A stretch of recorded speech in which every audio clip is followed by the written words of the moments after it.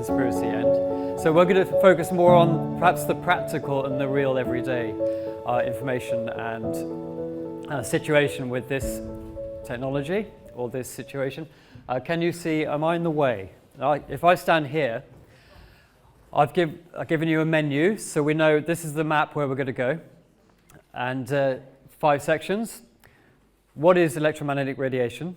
So a bit of introduction about the science and what technology is. And then what is 5G, which will hopefully clarify a few of the fuzzy areas about 5G. What is it? And then a section on the fallacies, which we're told about it being harmless and about there being no evidence, etc. And then, to be kind, we're having a little break at that point. So after section 3, we're having a little break. And then we'll go on to the still scary stuff about the health concerns, and then we'll go on to the less scary practical solutions, which Daniel touched on a few of them, and we'll expand on that. And so that'll be the time scale. We've got an hour and a half, so I'm going to be a little bit brief on some of the things that are usually in here to prioritize what's perhaps of more interest today. It's a massive topic, so it can be said in 2 words, which is it's not that good for you. 5 words. But it can also be talked about over 2 hours. So my background, as he said, I'm an architect. The last time I was here was about 20 years ago doing a workshop on sacred geometry, and we were building structures to test the quality of different proportions. So now a different topic, which for me was birthed around then with forays into geomancy, because geomancy is about subtle energies, but part of the questioning back then in 2000 was, well, what about this microwave radiation that's being brought in? So back then it was Bluetooth, and it was very early Wi-Fi. I didn't have a mobile phone. It was all very simple. And the consensus then was that it's very low power, and therefore it probably has no effect. So that was geomancers who should be able to feel the effect. But maybe the matrix, or the blueprint back then was subtle enough that it wasn't really affecting us. But now, roll forward 20 years later, there's been a massive increase, as we all know, in the electromagnetic pollution or the electrosmog in our environment. So 3 years ago, I kind of put my attention back to it, having dropped the ball. And it was Sacha Stone, actually, the 5G Apocalypse film, which woke me up to the topic again. I don't know what side he bats for. It doesn't really matter. It's a massive own goal if he's not actually on our side, because it's produced this, and what I feel I can do to help. And yeah, the effect architecturally, the effect is pretty limited of what I've learned, because clients generally don't care. They're interested, but they don't do anything about it. So this is the sort of dissonance that we're facing in so many areas of life, of course. So I was just taking a reading in here, and it's not that noisy actually, but it's a bit of a orange glow on the meter here. I'll tell you about the meters as we go through. It's interesting, it's not making a noise, but it is there. So in every space we inhabit now, there's no such thing as a white zone. There is this smog everywhere. So let's learn what we can do about it and what it is. So very basically, a charge has a field. So a photon, an electron, an electromagnetic wave is made of charges moving in the air. When that charge moves, it is radiating the field associated with it. So that's all it is. Electromagnetic radiation is a moving charge, and the electric and the magnetic component are radiating through space as it passes. And there are secondary effects from that as well, a bit like a boat, the bow wave passing through the ocean. You've got the ripples, and then they interfere with other objects, then you get secondary ripples. So there's all that happening as well. So it's not just the wave itself, it's all the interactions. And they're traveling at the speed of light. So in this context, in 3D, the speed of light is the electromagnetic spectrum physically. There are other light speeds, of course, and that's the qualities, which Daniel started to talk about. The qualities of life are other speeds of light. There are other embedded realities. So just on the technical level, 3D, it's a wave being transmitted from a transmitter, a phone, often handed off to a mast, and then passed back on to a receiving device at the other end. So this wave is traveling through space from device to device. In context of the electromagnetic spectrum, we are used to the non-ionizing, no, we're used to the ionizing radiation, and there's a consensus that ionizing radiation isn't very good for us because it strips electrons out of atoms, that's ionizing. And then we'll see that one of the fallacies presented to us is that anything below that, so below the ultraviolet, is harmless because it apparently has no biological effect. It has no ionizing effect. It's the only effect they recognize in terms of the regulatory authorities. But unfortunately, most of our human activity is in this zone. So the non-ionizing spectrum is below the visible light, and including infrared and the yellows, the lower end of the visible. And that's what we've populated in the last 100 years, where it was a completely zero background noise, apart from the Schumann resonance and other natural effects. And that was right down at the 20 hertz or 10 hertz level. But we've started down at the 50, 60 hertz with domestic electricity. So that's low frequency electric fields and low frequency magnetic fields arising from that. So that was my early interest, because houses obviously have all got this. They've all got circuits for power. And pylons, high voltage transmission lines, been associated with leukemia for at least 50 years. So that's the effect of the low frequency stuff. But then we've started to fill it in with radio and television. So they're in the thousands of megahertz. So it's 1 million cycles a second. But now we're up to microwave, which is 1 gigahertz is 1 billion cycles a second. That's one heck of a lot of vibration. So I think it's hats off to the scientists, the engineers, because imagine trying to induce something to vibrate that fast. And that's incredible, just on the basic level. So we're vibrating things that fast. 4G is between 1.4 and 2.6 gigahertz. So that's our context for today. So above the radio, it's above the television, it's in the microwave oven. And it is the microwave oven frequency. That's 2.4 gigahertz or 2.45. Because that's, partly because that's the spectrum that was available, and partly that does oscillate molecules pretty effectively.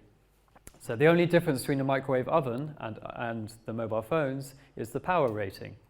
So a microwave oven is pushing 3,000 watts through the food via the signal, whereas a phone is only passing 1 watt or 0.2 of a watt. You know, it's much, much lower power, but we're obviously not we're exposed to our phones and Wi-Fi devices 24 hours a day, whereas our food is exposed to the microwave oven for a minute or 2 minutes. So it is the chronic cumulative effect of a low power phenomenon, which is significant to us. This will be quick context. What is it about the waves, the man-made electromagnetic waves, which enables them to carry information and makes them a bit distinctive from nature or natural waves? Because one of the arguments posed is, but the sunlight, and below ultraviolet, sunlight doesn't cause any harm. So, well, no, but sunlight is natural. So the distinction here is that the man-made waves are polarized. So they're being generated in just one plane. The electric and the magnetic planes are like this, and they're traveling forward in one direction. They might be rotating on their own, but they're not a complex wave. They're not filled in every radial angle, whereas sunlight is radially 360 degrees complex. It's like the perfect white noise, but man-made stuff isn't. So imagine it's just a single mechanical wave. And the other thing is that it's shaped. So, and this is necessary because if you've got a standard wave and there's no shaping, there's no way to encode a message. There's no way to make it binary. So they had what they call a carrier wave and a pulse wave. And so you either do amplitude modulation, which is AM radio, where you shape the amplitude. We can see the shape there. Or with FM radio, frequency modulation is where you shape the wavelength in the up and down the y-axis or the axis of direction. Okay, so you can just imagine we're pulsing the wave, we're shaping it, and that's what gives it the information. That's what makes it readable. So as a metaphor, it's really like you're trying to stick loads of letters into one envelope to Granny, and it's enabling you to put lots of letters into one envelope. The envelope is the wave. So then it got more complicated.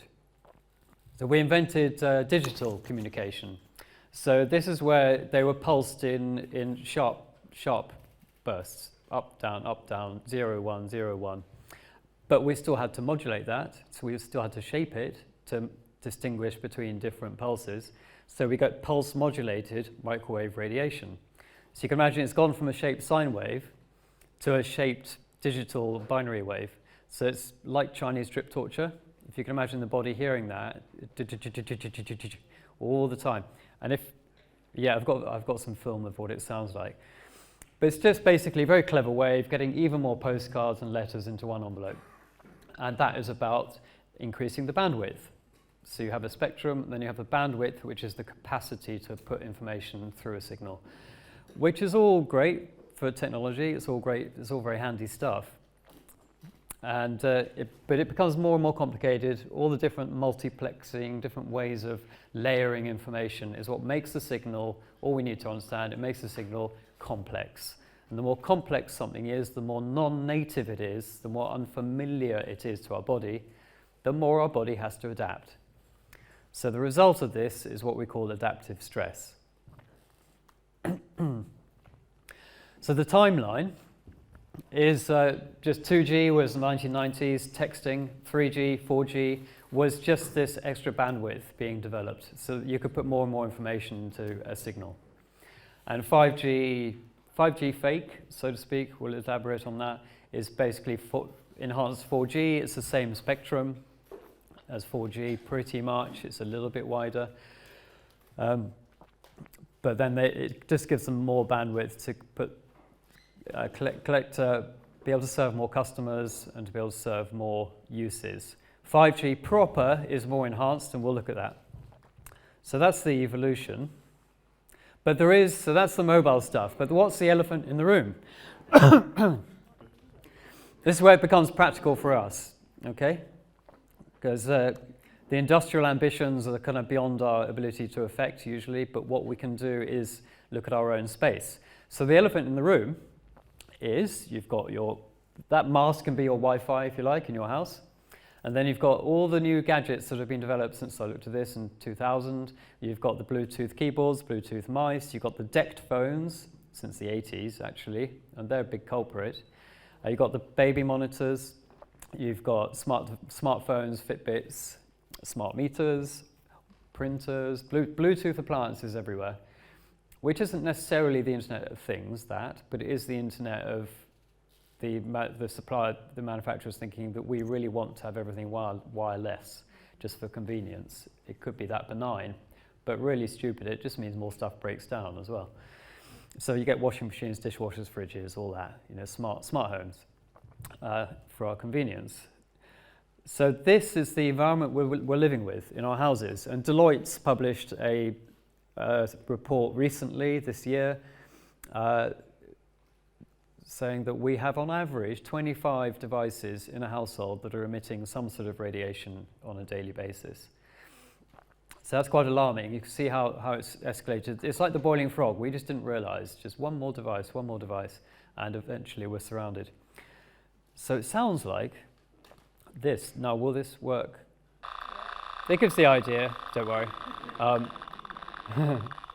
Okay.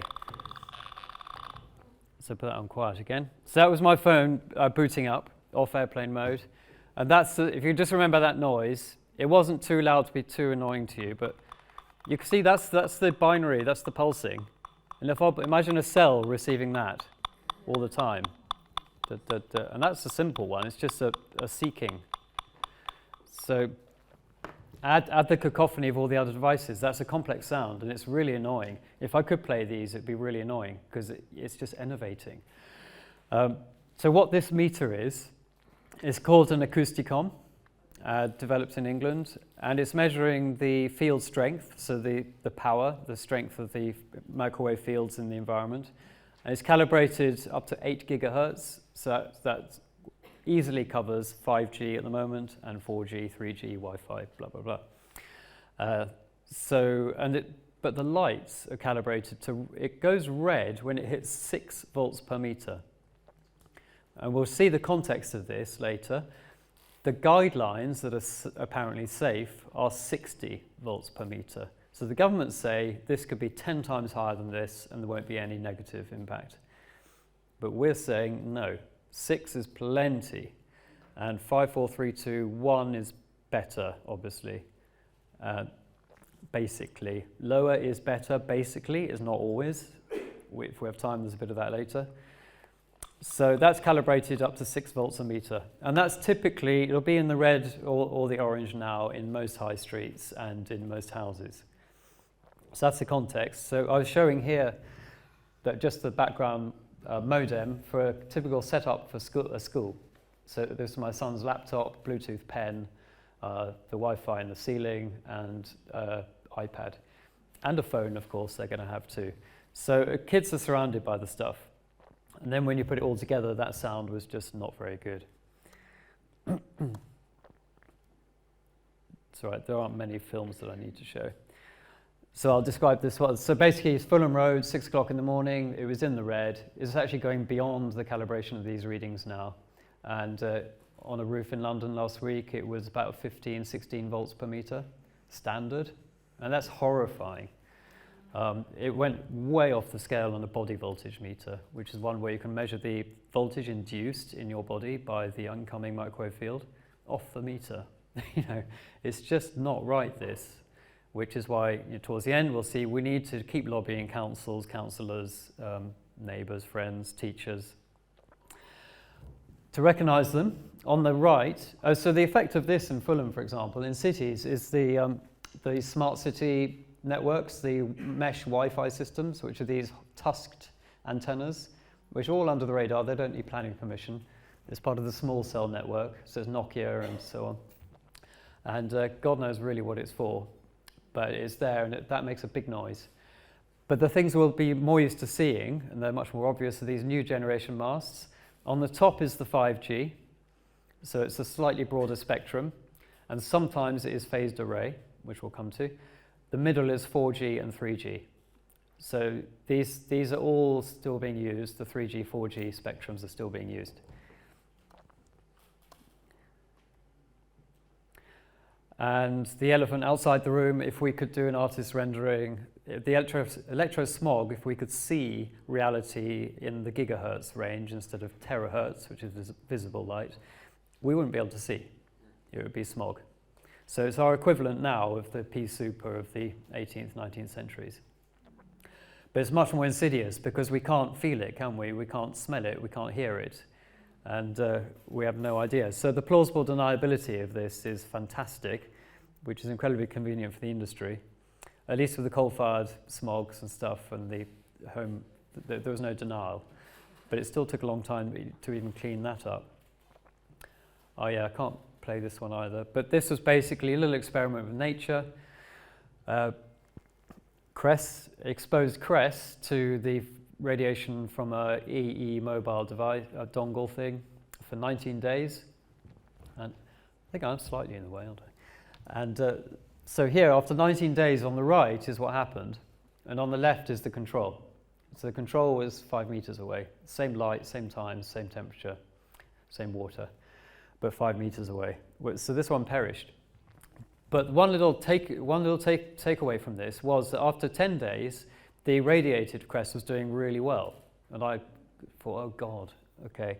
I've got to be objective, so I won't prejudge this, and maybe the dongle's benign.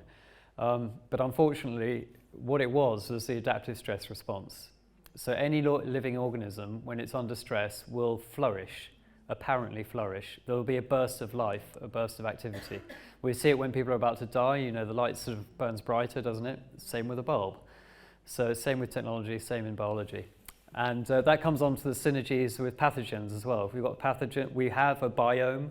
We've got natural levels of mold and bacteria and other pathogens, viruses, exosomes. So when the biome is stressed, it will proliferate as well. So you get an overgrowth of candida or of black mold or whatever inside you, which is why it's so important that your terrain is healthy, that's the last section. But it's interesting here, that is the adaptive stress response. So if an organism is out of balance, that's going to be acute and it will cause, in the end, death. So this was the loss of vitality in the cress over 19 days, which is the life cycle of cress, pretty much. So you can imagine the life cycle of a human, eventually the chronic effects of this exposure will become more apparent, but very deniable, because it would have taken 30 or 40 years.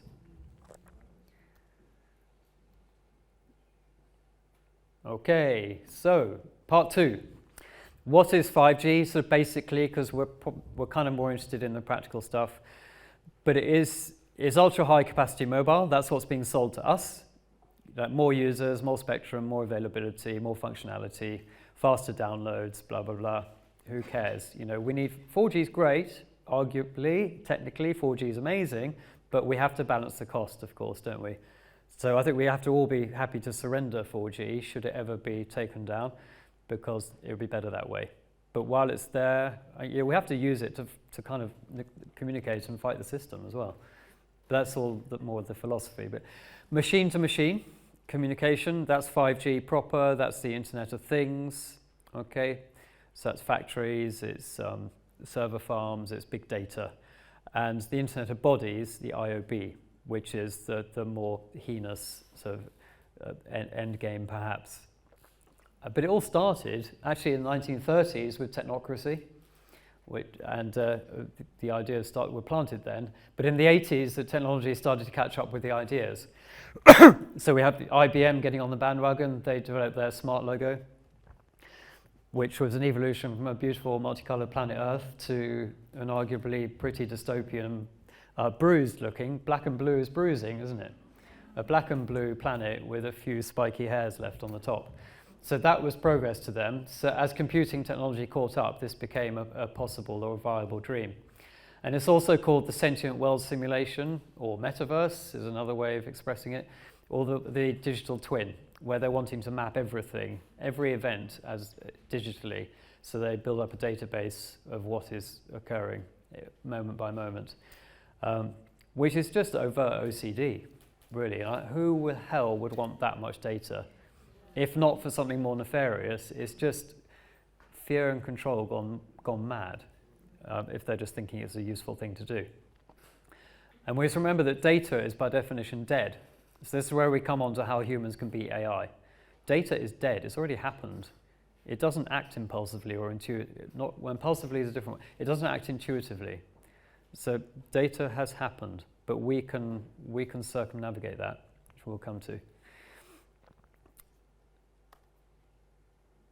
So 5G also, what characterized it before, or now, whoops, where's the, there. So 4G is omnidirectional, which is where it'd be like phone and radio and television. The signal goes everywhere.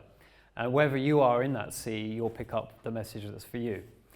So one of the innovations of 5G is what they call phased array antennas, or beamforming, which is a way of focusing your message to you. Now, you could imagine that's to make it the ultimate directed energy weapon. So target acquisition, just you're toast. I don't know. That's another thing. But just from a marketing point of view, it's about maybe making the spectrum, making it a bit more efficient so that they're not wasting energy sending your message to everybody. They're just sending the message to you. That's a bit of a spurious argument in itself, because beamforming still relies, that diagram above, on omnidirectional radiation, but they're just focusing your bit of that to a node. You see that dark red tip? You just get a node, so a focus beam coming to you. So you've got all the spill out around the node, and you've still got the constructive interference from lots of radial beams. So it's not really about efficiency, it would seem.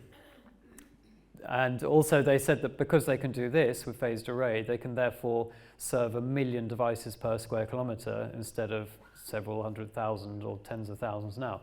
So this is Jevons paradox. You create an efficiency in a system, and then you immediately fill it up. Because if you can serve 1 million devices, you will. So we're actually still multiplying the exposure by 10 or 100 times just because you can. So any advantage has been extinguished by the efficiency of the technology. Simple analogy is the M25. You build a 4-lane motorway, and initially in 1980 or whatever, that was fantastic. You could have a lane to yourself probably. But now there's no chance. Because the capacity has been offered, nature will fill the vacuum. So there was never really any argument to justify making a system more efficient.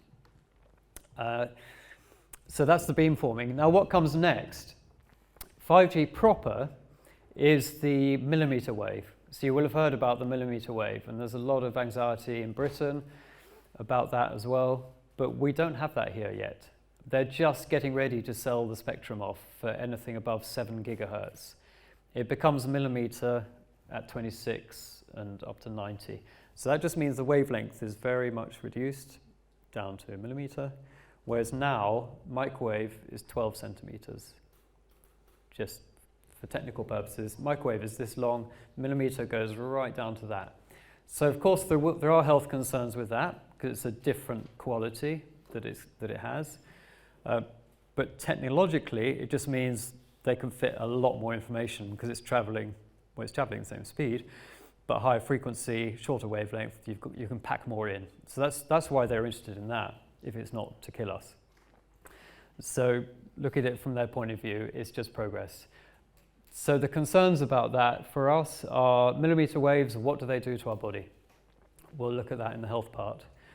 And so we can anticipate this still. It will be coming if they sell the spectrum off and if the technology works and persists and is proven to be vaguely useful. The other problem with millimeter wave for them is that it does get blocked. So long waves go through physical objects, whereas the shorter ones, the shorter they are, the more they get blocked by physical objects. So millimeter waves do get blocked by bodies, they do get blocked by leaves and rain and even water vapor. So it's a bit of a pesky technology for them, which is why they then have to have way more cells. So this is what people are talking about when they say there's going to be small cells every 200 meters. That's true. It's not necessarily a conspiracy to spy on us, but it could be useful to have nodes that often. But it is a technical thing where they just need to hand off every 300 meters because they need to get around corners and find you for the phased array. So just the Internet of Things, millimeter wave gives them the spectrum to gather all that data and build their sentient world simulation to anticipate what to do next, how to solve the next problem, or how to control the next part of the population. And then Internet of Bodies, there's the benign narrative and there's the scary narrative. You can choose which one. They're probably can twin track. Internet of Bodies, people will choose it. They'll think this is great. Let's have some chips, let's have some sensors, let's send my data back to the NHS and my GP will be totally up to date with what drugs I need. Some people want that and think that's the solution, but there are obviously other solutions to life. And it'll probably end up with just a bifurcation in timelines, presumably. There'll be the cyborg choice, there'll be the choice for life. And as Daniel intimated, and also Eli, it's going to get so complex to run a system like that at super fast frequencies with so much volume of data, sheer magnitude of data, that it's probably going to collapse under its own weight and complexity. Because even basic things don't decide not to work, don't they? So imagine a little wire comes loose somewhere in a mainframe. And they're having problems with that already. And then satellites, we won't dwell on that because there's not much we can do about that. But there are these networks of satellites as well. So to sum up, the concerns there, they're environmental, they are health, and they are, of course, about surveillance. And the point about surveillance, Sarah Benson put quite nicely here, I think, which is the microwave dictatorship. And to me, that says two things. One, the dictatorship of there is nowhere to hide. So it's been dictated that we should have these systems, they should be everywhere, and there is nowhere to go. There's very few white zones left where you can take refuge and be free of this. And the other dictatorship is obviously the literal one, where the surveillance superstate can have a field day. So just a little overview on the environmental stuff. At the moment, the emissions, let's just call it polluting footprint, forget about CO2, but the polluting footprint of the ICT is the same now as the airline industry, which is 2%. So that's on the right-hand side. I'm surprised it's so little, but it's that little at the moment. But even the industry predicts that by 2030, their percentage of emissions are going to be 20% of global total. And this can be broken down into data centers. So half, the green, 45%, is just the energy needed to run the data centers. So we forget about that. Beyond our phone, there are server farms. There are massive, massive silos where all this data is collected and processed and sent back and stored and all that stuff. You can imagine that's only going to increase with the amount of data that's produced every day. And then the other quarter of that is the energy embodied in the network, okay? And then the other quarter is the energy embodied in making and using your devices at the sort of the user end. And you can break that down further into, so the embodied energy is the dark green, and the energy in use is the light green on the right. So just remember, a whole life cycle of a product is not just the power you're using to run it. It's the mining, it's the manufacture, it's the installation, it's the recycling, the replacement, the obsolescence, the batteries. So the lithium mines, the cobalt mines, we hear about blood cobalt now. So it's a horrendous impact, all the battery technology that's needed, and all the rare earth minerals that are needed for the circuitry and for the silicone chips. There's a lot of energy needed to process those. There is a world shortage, so that's another sign that maybe nature will have the last laugh. You know, there's just too much demand, they can't keep up, and so that the ambitions will just be undermined by something so simple as we can't get the chips. So there's always that hope. And just there's a leaflet at the back, is 5G green, which has been worked on in parallel with the Michael Mansfield case. People have been putting together the data on the environmental impact, which is hardly ever mentioned. You know, most of the emphasis is on health, but the environment is not good. Partly, what heats air? What heats moist air? Microwaves. And what are they complaining about? Global warming. Well, if you are worried about man-made global warming and think you can control the solar cycles to do with solar warming, then at least minimize your microwaving the air. But we're used to things not really stacking up. You know, there isn't a joined-up thinking.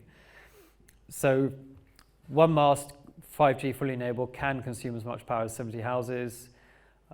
Just a few bits of data there. And wireless networks use a lot more power than wired because you're having to push radiation through air, through space, and receive it and step it down and so on. Whereas a fiber optic cable, simple, point to point, no resistance. This bit I've kept in because I quite like the picture, and just in case any of you are asleep now. But this is a general wake up, but it's preaching to the converted, so we won't go there much. That was the fourth industrial revolution. We're going to skip that bit because we know about that. We've probably seen their adverts, which won't play on this anyway. But just a little reminder, the health pass was obviously just the first stage to try and habituate us to the idea of having ID on our phones and being granted access just by our phones, which was being trialled in New York in 2021. The danger comes when this health pass or this QR code, our digital ID, is linked to a blockchain, so everything, we know this, don't we? Everything can be put on a blockchain. When all of our statistics are centralized, then it's very easy to control because it's actually joined up now. Whereas now, not even the planning department talk to the building control department. It's basic, isn't it? They can't even do that. So maybe this won't happen, but with technology, it's possible now. And they're doing it in China. And if we link that to to digital currency, then what is the biggest control over people is money. Apart from emotion, it's money. So if there's something you do which they don't like, you spend too much carbon credits or something, or you protest against a narrative, then we know this. They can just shut down your access to money supply. So that's not a good outcome. And 5G, that's, as Eli mentioned, these systems could enable that. And they do. They can do it already in China. And they don't need the biochips for that. You don't need implants. Already, the facial recognition technology in China is sufficient and sufficiently deployed. You have to register with your biometrics in China and Korea and so on. So your face scan is in, your fingerprint is in. Once they've got your scan, they know who you are, where you are, what you're doing. So it's very easy to match up. You don't need the chip or the Bluetooth in your body. So, but we know about all that. So we'll go to what we probably don't know much. so much about. But just a little tip. This was from, what was his name? It'll come to me. Jeremy Nadler, who's an Oxford academic, philosopher, poet, and writer. And he's applied himself to the 5G topic in the last 5 years, and he's very eloquent and balanced about it. So he was thinking, how do we avoid cyber-physical convergence? And it's this thing about AI. We need to be human. We need to create domains within us that are free of digital intrusion. So internally, that's meditation and prayer, or stillness, or holding, or being, all these things. And outside of us, the reflection of that is sovereign parallel communities. So Freedom Network type stuff, there are lots of different organizations popping up to service that need. It's interesting how nature is just welling up with solutions like that.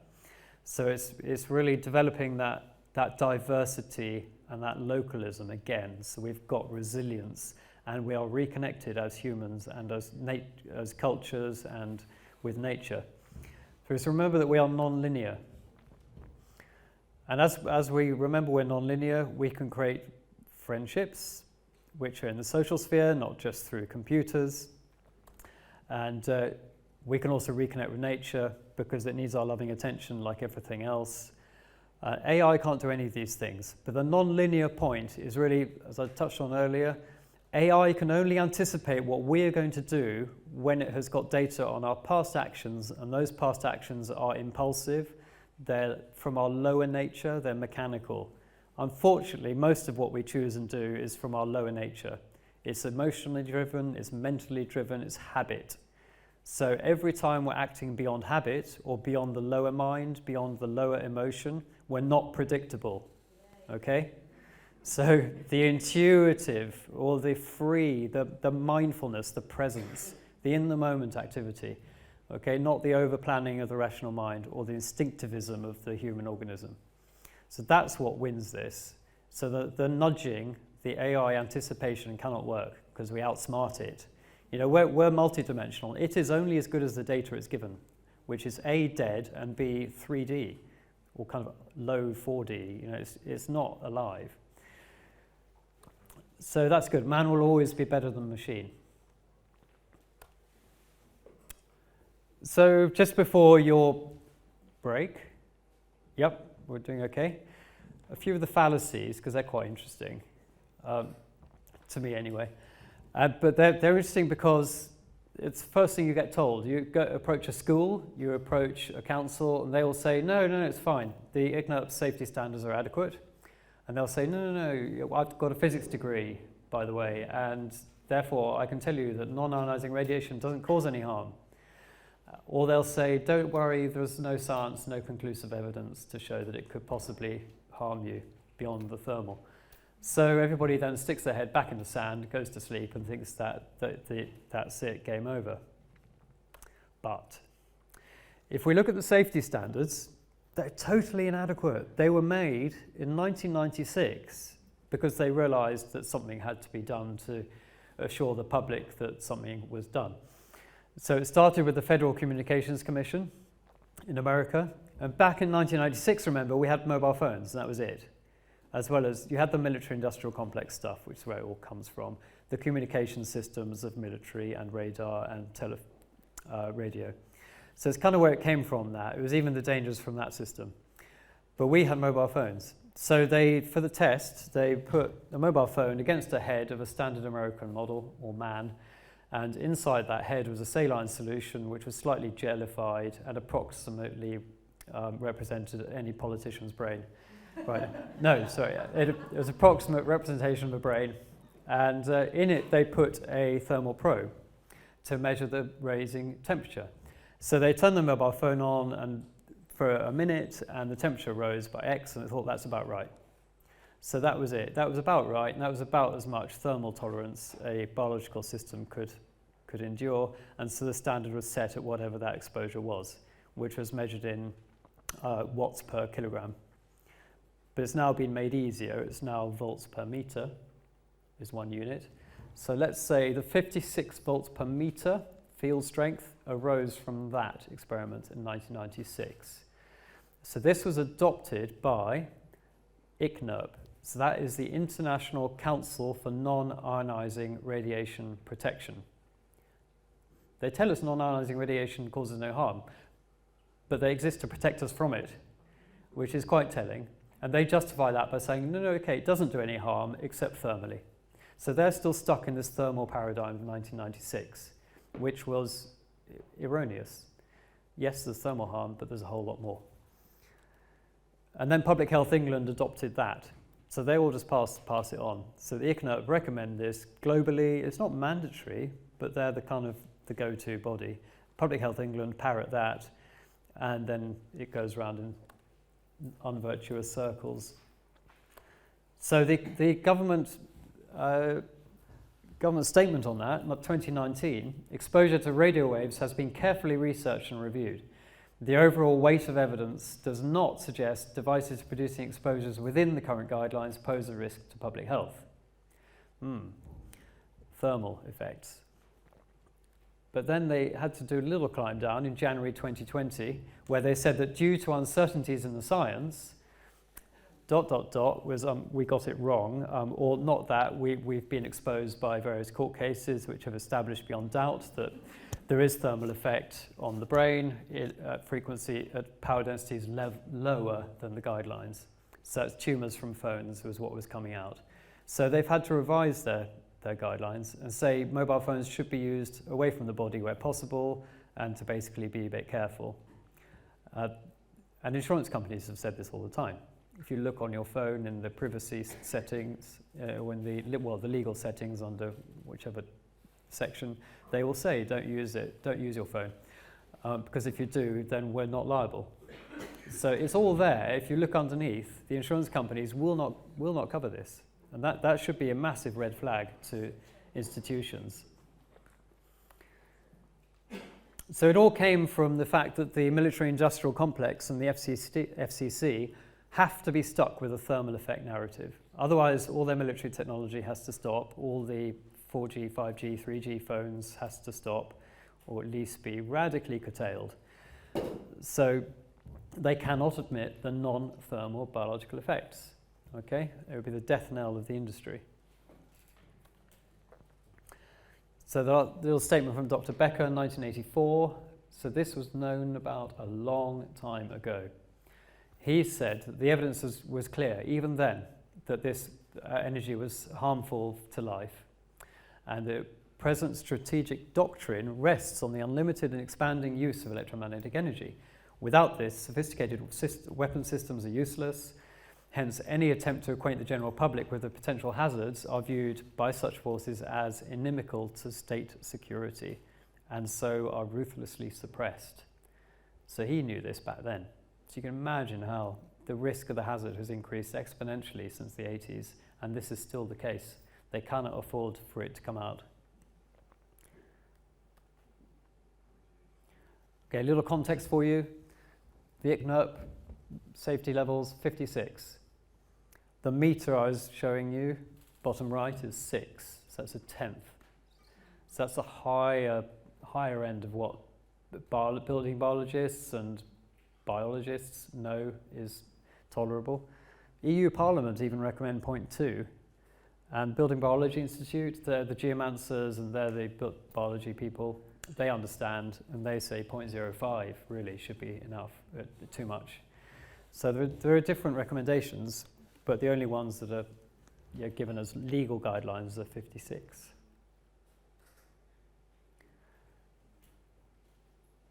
Oh yeah, okay.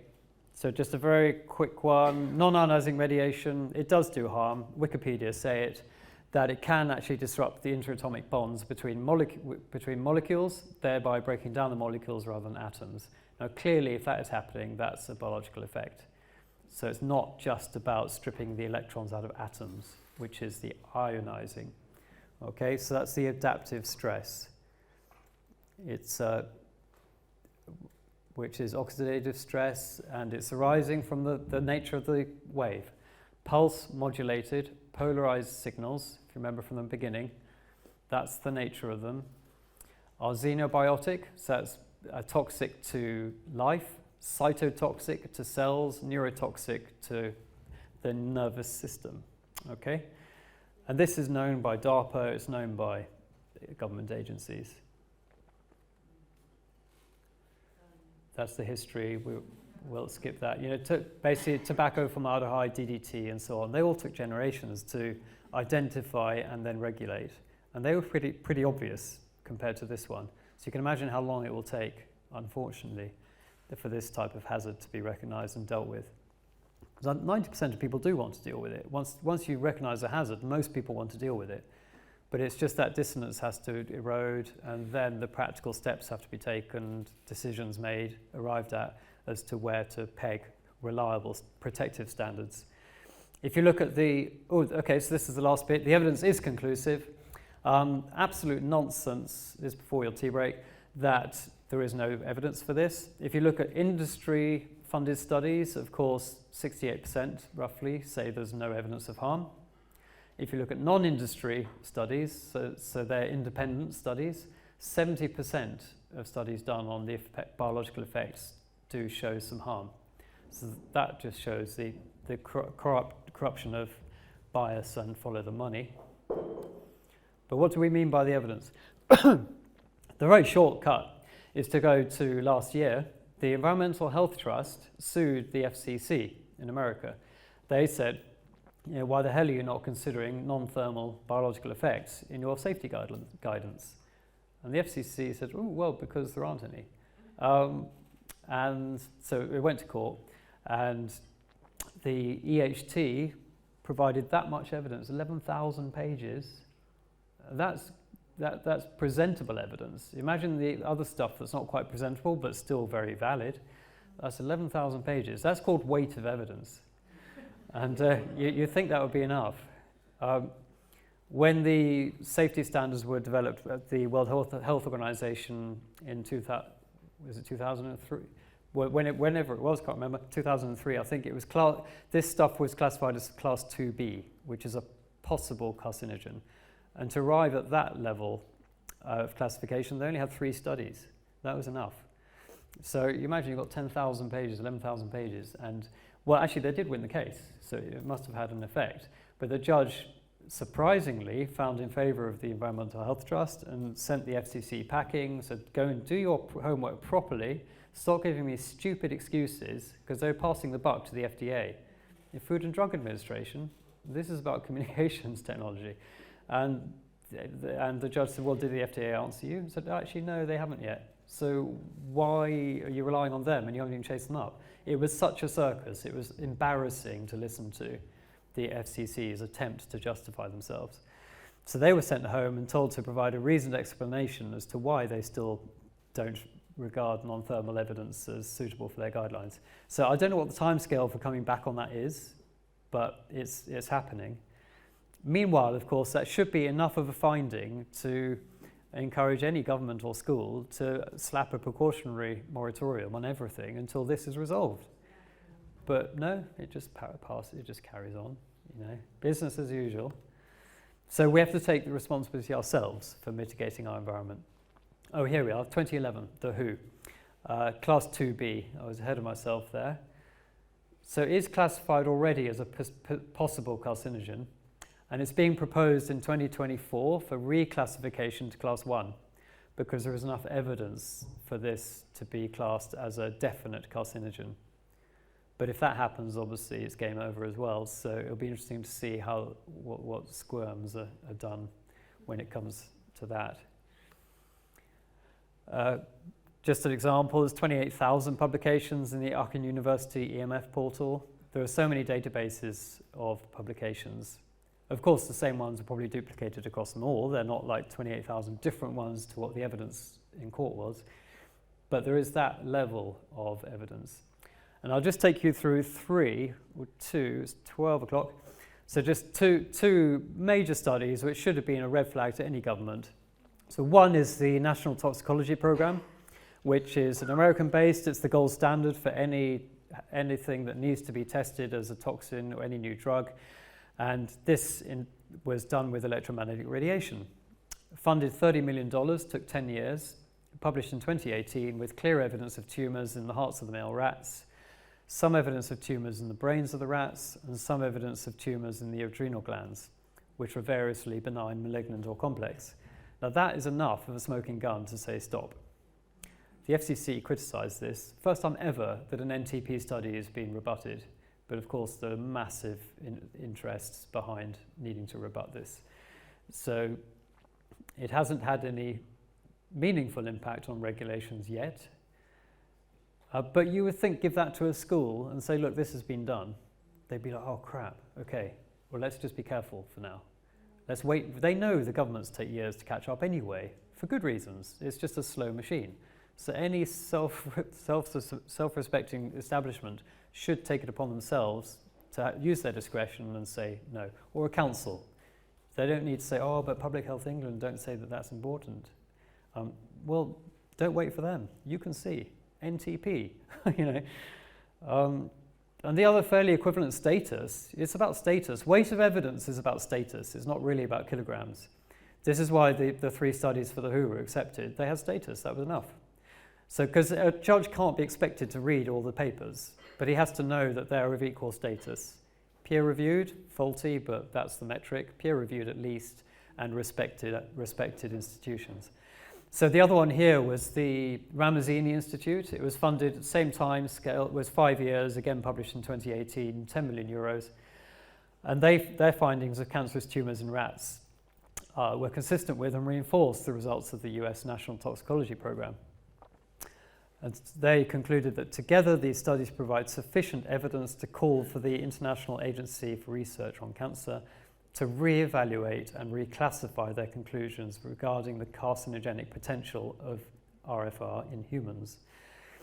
And these are all about the non-thermal effects. These are radiations in the environment of the mice. The mice were not holding mobile phones for this.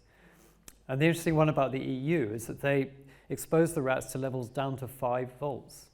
So the same as what we're experiencing. They did 5, 10, 15, 5, 20, 30 and 56.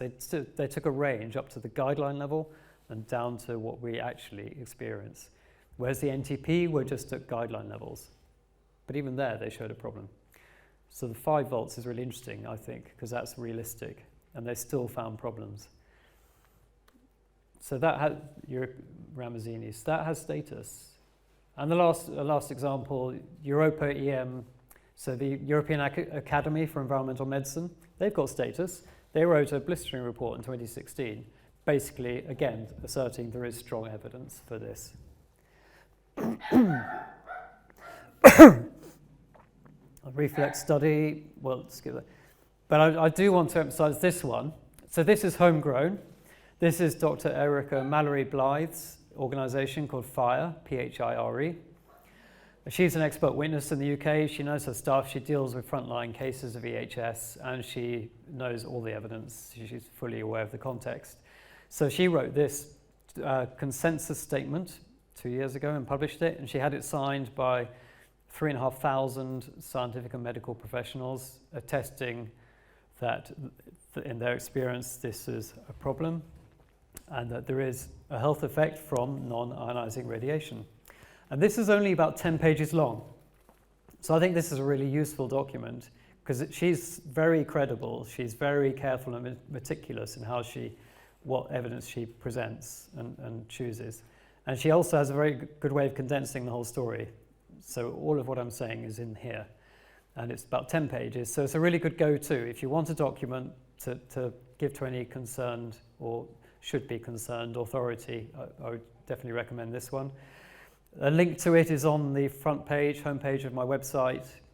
The cards are at the back, which is called rfinfo.co.uk. And I think we get the idea. There's a lot of cases. But I will just highlight the new news before the health section and T is the Michael Mansfield case, Action Against 5G, is the homegrown challenge to the application of these guidelines, where Public Health England are refusing as well to look at the non-thermal effects and to inform people properly of the risks of a rollout of more and more of this technology. So 2 grounds have gone through to appeal, sent back to the administrative court for the Michael Mansfield case.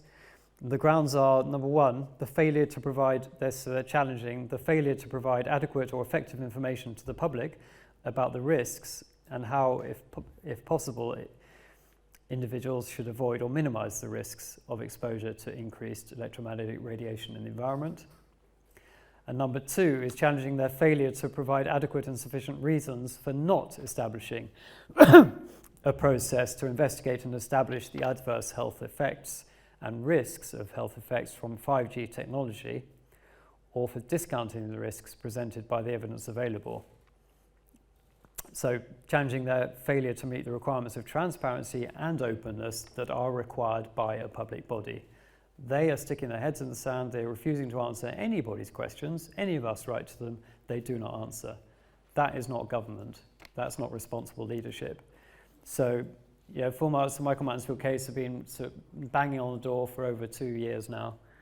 On the other hand, we have to do the legal process, but we haven't also got time to wait for all that, which is why we need also the grassroots activity, which we'll talk about towards the end, and also the mitigation. So you can have a quick 5 minutes. Do you want a break? You do? All right. So I know, my little caveat, it's a lot of information, but the way I approach talks is not to take notes, but just to get the gist of it. I'm sure you know that. So don't worry about remembering everything. Okay, so that was your break. I hope you enjoyed it. You've only been sitting for an hour, and imagine if you go and see Dances with Wolves, it's 4 hours, and I'm sure you managed that. Okay, so the health concerns, again, will be a little quick, so we'll focus on the things to do at the end. We are electrical beings, we realize that. Bioresonance and bioelectronics, quantum biology, quantum electrobiology, it's all valid. We are multidimensional electrical beings. But we're still a bit stubborn, and we stick our heads in the sand, which is why we're still at this point that the health effects are not being properly anticipated. Natural versus man-made EMF we have talked about. So natural radiation is depolarized and it's not pulse modulated. It doesn't cause adaptive stress. The man-made stuff causes adaptive stress. The mechanisms are various. Partly Public Health England says there is no known mechanism by which this could be interacting with the body, therefore it can't be. That's not science. There's no known mechanism for many things in the universe, but they still happen despite us. Okay, so it's not an argument. But gradually the mechanisms of the interaction are being understood. There's direct mechanical resonance, which is a wavelength matches U, it creates a kinetic effect. That's mechanical, that's understood. There's cyclotron resonance, which Dr. Becker established, which is a very exotic interaction between the Earth's magnetic field and an incoming electromagnetic man-made field, which can create spin in the cells, in the electrons. And it needs certain conditions to happen, but there's so much of this stuff around, we can't possibly say that it won't happen. So he identified that as one. And then the Brion precursors is not a stock cube. It is about the millimeter wave, and identifying that the sweat ducts are helical in our skin, and they become perfect antennas for the millimeter wave frequencies. So it can transmit the millimeter past the skin into the subdermis and create adaptive stress there. And millimeter waves also irritation to the peripheral nervous system. So you've got your C nervous system on the surface, and of course that's very incredibly sensitive. So millimeter waves are going to irritate that. So there are mechanisms, and there's quantum electrobiology, as I mentioned. There are lots of other disciplines emerging to try to understand how long-wave fields interact with a short-wave biological system. Okay, so our short wavelength and the long wavelengths of these fields. But the other type of mechanism is to see that there are effects, and we can see clinically there are effects. So variously from the near field, from the far field, environmental and also device-centered, that it is oxidative stress is one mechanism. Blood-brain barrier leakage is another thing that happens. It's chronic breakdown of membranes. DNA damage is not a direct result of ionizing effects. It's the indirect result of oxidation in the cell. Melatonin disruption is very significant at night. This is important to realize. For nighttime, Wi-Fi should not be on because the brain regards it as daylight and it doesn't switch into the self-repair cycle, which is driven by the melatonin hormone. So we get the disruption of melatonin, which has knock-on effects. And we get voltage-gated calcium channels. So that's this one. This one's really interesting. This is Dr. Martin Powell from Washington State University. And it's known that the cell membranes have got millions of different gates in them, activated by various different things. It could be hormone-controlled, mechanical controlled, electrical controlled. This is the electrical or voltage-gated gates, voltage-controlled gates in the cellular membrane. So the one that he identified as particularly vulnerable to incoming radiation was the calcium gate. So when it's artificially opened and closed by confusing information from outside, it would let too much calcium into the cell is the result.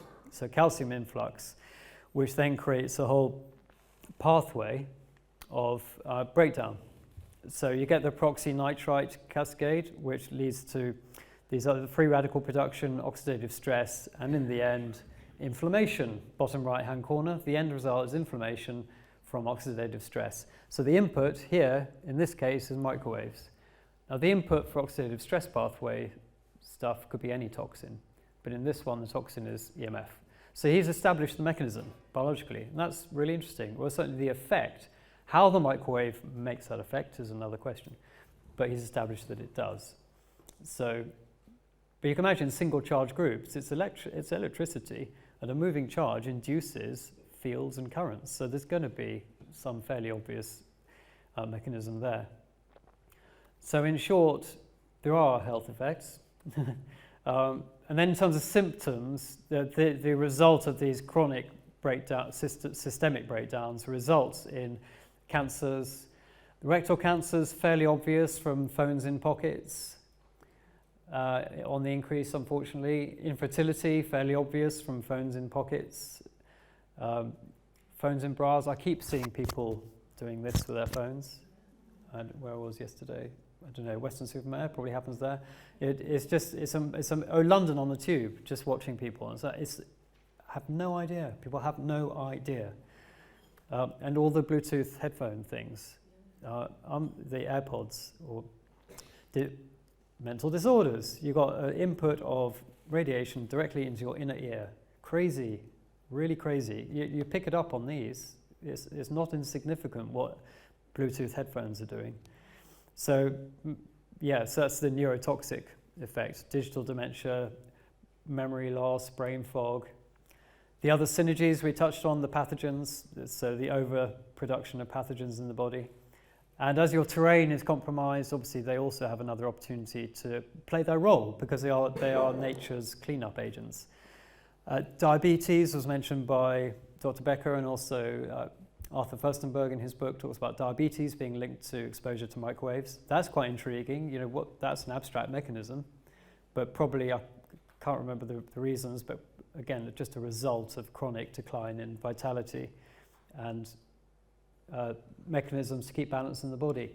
So we end up with the signs of electromagnetic sensitivity or other chronic health conditions, because basically our health is compromised by too much of a toxin combined with all the other toxins. So that's the other type of synergies. All the toxins we're exposed to, we don't need another one. So what do we do about it? So we keep educating ourselves, which we're doing now. And it doesn't take long, does it? In an hour, Daniel spoke for 45 minutes, and you get the potted version of everything to do with terrain and germs and so on. So any topic, you can learn a lot in an hour. And then you share it with others. So in whatever way, it's like this, or we go home and we talk to friends and family, as long as we know when to stop. And so it's sowing the seeds, isn't it? It's just sowing the seeds, because you never know who's going to pick up on it. It can be the most unlikely people. Same with counsellors, all this grassroots stuff. It's the thing, share it, because we don't know where that's going to end up. It's just worth doing. Ground yourself, Daniel mentioned, so that's degaussing. So your oxidative stress is about being too positive, not in attitude, in charge. A positive charge, net positive, means you've lost electrons. Yeah? So electrons are life-giving, that's vitality. Electrons are corrupted ether. That's the life force in physical state, is electricity. So we need that. We need electrons. So if we ground ourselves, we replenish with the negative ions and electrons from Mother Earth, and we restore our potential, electrical potential. Cultivate a centered vitality, so we're becoming a harmonizer in our own right, with a strong field, strong auric field, strong vitality, and part of that is replenished by morning sunlight, so the sunbathing, the nature, the forest walks. Daniel touched on these. I'm going backwards. And then more boringly, the physical detox. So these are all an hour in themselves, these type of topics. But just to feed you with the ideas that these are what can be done. So physical detox, Dr. Peter Hind is recommended by one of our group. So imagine you clean the plumbing, clean the wiring, and then your body has more of a chance of functioning efficiently. And then check the fields at your home.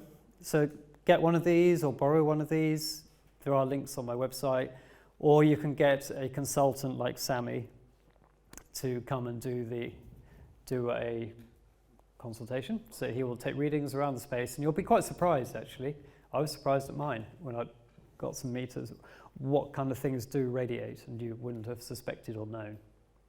So it's worth checking that out, DIY or professionally. Then the things actions you can take: switch off the Wi-Fi, obvious. Hopefully obvious, definitely at night and in the day if you can. And the ways to do that are Smart Hub Manager online. You can just switch off. But beware of BT, because BT don't do it. So if you're stuck with BT, you can get a hood.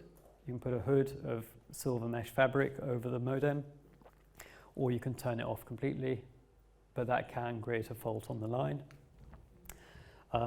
All big topics, but just these can all be looked into. So if you've got the idea now, oh, I switch off my Wi-Fi, then you think, oh, crap, how do I do that?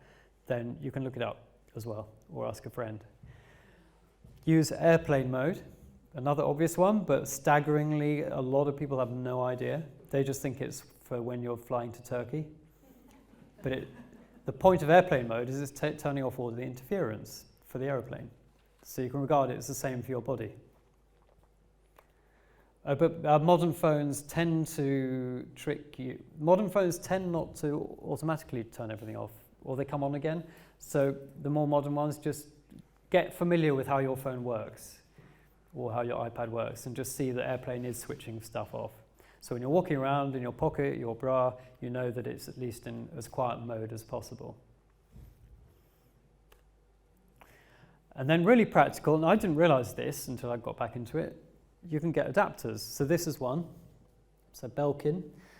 These cost £80, but they're worth it because they don't break. The other ones tend to break. But this means you can get an Ethernet cable from your modem into your laptop, if it's a modern laptop, without an Ethernet port. But it also means with the Lightning port there, you can get Ethernet into your phone or Ethernet into your iPad. And that's a revelation, really. If one's concerned about doing a long period of work, but you want the internet, you can do it that way. Or if you want to download stuff and not use your data, it's a more prosaic reason to do it. So remember that. You can get adapters to hardwire any device. It is possible.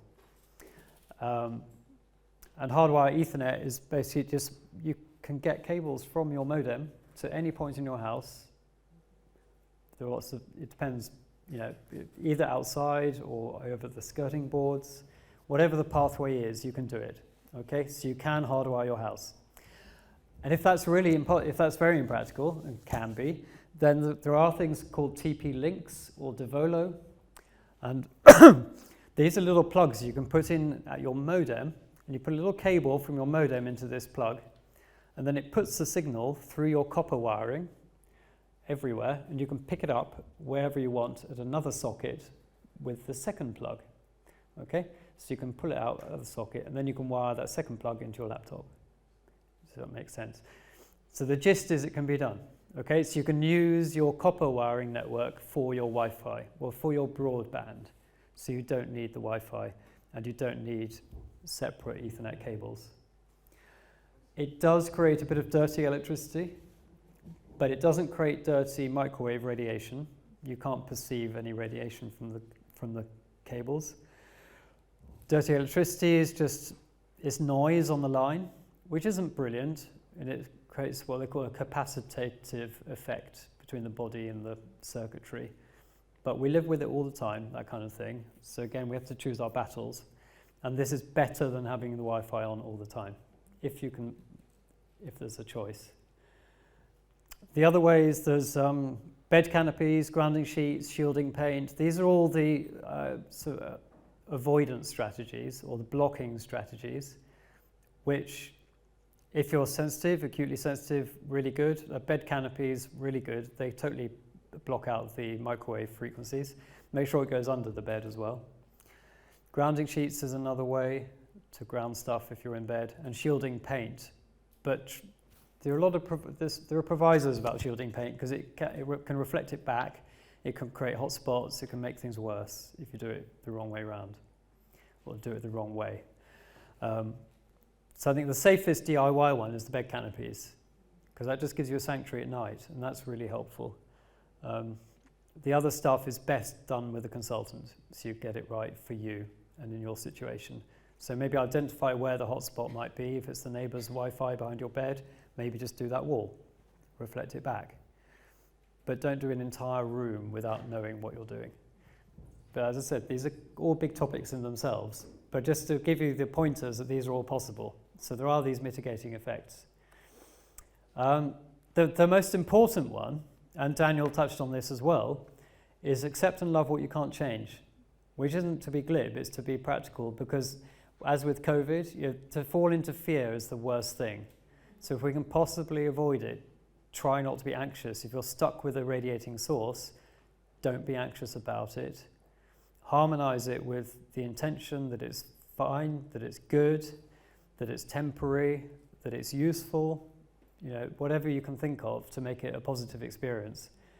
So it's overlaying that quality to it.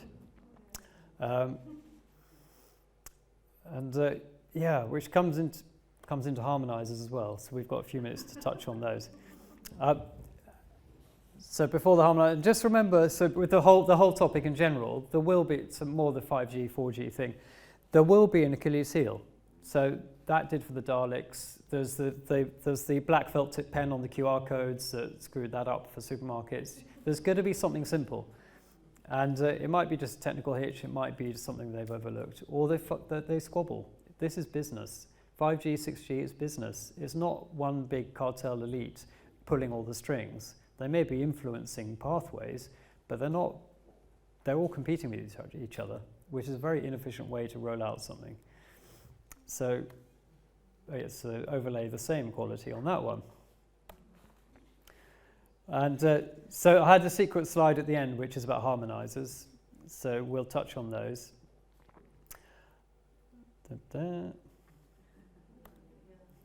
Oh, here. Okay, so we've got a few minutes. Harmonizers. Somebody mentioned qualities, Daniel or Eli, or both of them. So it is about quality. So the physical field is measurable. It has a physical effect. But there is a non-physical field or aspect to everything. So the non-physical, whether it's multidimensional or parallel or subtle, whatever it is, there is that aspect to things. So a harmonizer, if you can imagine at the top end there, that's the source of radiation. And then the black and white signal propagating from there has got this toroid. I've got this black and white toroid there, which is the non-physical or the other aspects or qualities of that signal.